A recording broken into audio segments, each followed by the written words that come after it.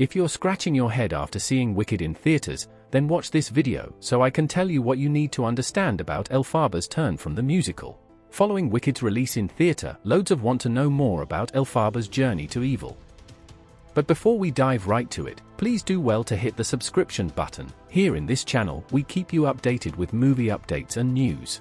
Now back to the video. Wicked is directed by John M. Chu and serves as the first installment of a two-part adaptation of the hit Broadway musical. Starring Cynthia Erivo and Ariana Grande, the movie brings to life the origins of Elphaba and Glinda.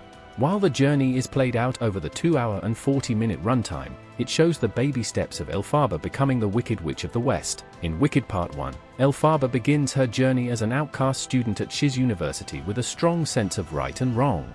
There, her encounters with the injustices of Untold set the stage for her personality and worldview's transformation. Elphaba is initially motivated by a desire to fight inequality after Dr. Dillerman, played by Peter Dinklage, is fired. However, her worldview is shaken when she meets the wizard played Jeff Goldblum in the Emerald City and discovers he is a fraud exploiting magical creatures. Refusing to comply with his manipulative schemes, Elphaba flees the Emerald City, branded a villain by the wizard's propaganda machine. This pivotal moment, depicted in her defiant performance of defying gravity, marks the beginning of her villainy in the eyes of the public. Remember, villains are not born, they are made. Her rebellion against the wizard's oppressive regime against animals and her determination to protect magical creatures come at the cost of being labeled the Wicked Witch. This sets the stage for Wicked Part 2, which will be out by 2025, where her growing isolation and tragic circumstances deepen her transformation. Based on Act 2 of the Broadway musical, Wicked Part 2 will explore Elphaba's continued battle against the wizard and her ultimate alienation from those she loves. By this point, Elphaba is publicly feared and vilified, while her former friend, Glinda, has become Glinda the Good, a spokesperson for the wizard's regime. What an irony!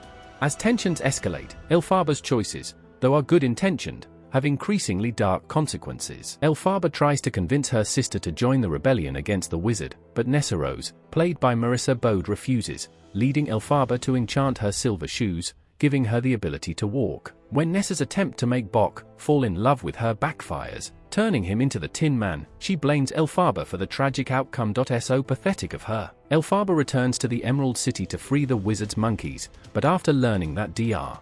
Dillerman has lost his ability to speak, she vows to oppose the wizard, despite his plea for her to join him.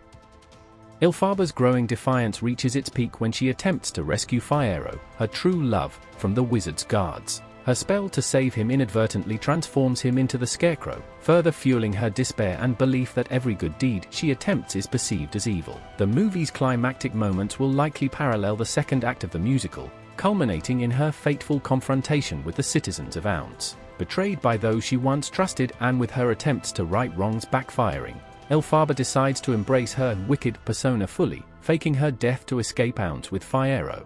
Through Elphaba's journey, Wicked Part 2 will likely delve into themes of power, sacrifice, and the distortion of truth. Her turn to evil is ultimately a commentary on how society can oppose and vilify those who challenge authority. Wicked is now playing in theaters.